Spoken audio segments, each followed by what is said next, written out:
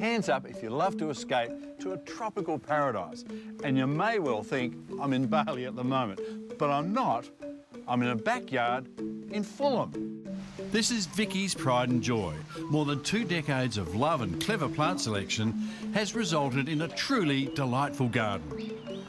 Vicky, this is really a slice of tropical paradise. It is, Michael. So, how did you get started? I've always had loved ferns and palms, so I started off with those, and I've just created everything else around it, added more here and there, got rid of a little bit more lawn and a bit more garden, and this is what it's eventuated in.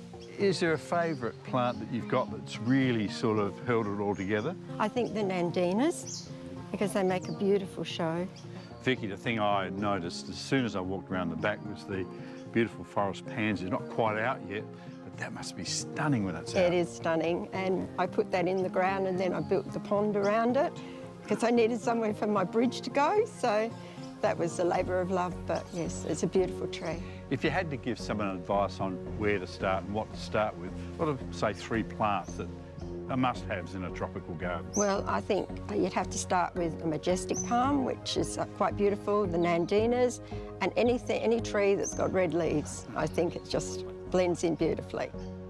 In the October issue of SA Life magazine, my feature story includes a list of plants that can flourish in our climate and will help to give your garden a touch of the tropics. And what else have you planted for colour? I've got a lot of the blood plant, the red and the gold.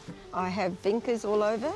There's always some colour, especially with the nandinas. There are no boundaries? No, there's no boundaries. And the lemon tree, well, it survives with all those stags and elks on it.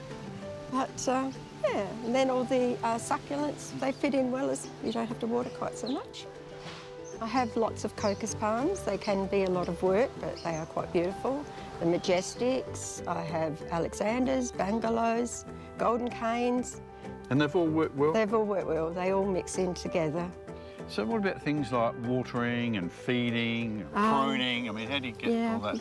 Well, I do all that myself. The watering is all by hand. I don't have any sprinkler systems, and that way I can water just where I need to water.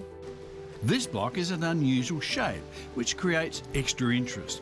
But the principles here apply to any garden space. There's really no barrier to creating your own slice of paradise. It's interesting how they all fit into this tropical feel. Nothing's out of place. Well, I'm glad you said that because I really love what I've done here and I enjoy my garden so much. Are there any gaps for more plantings? I don't think so.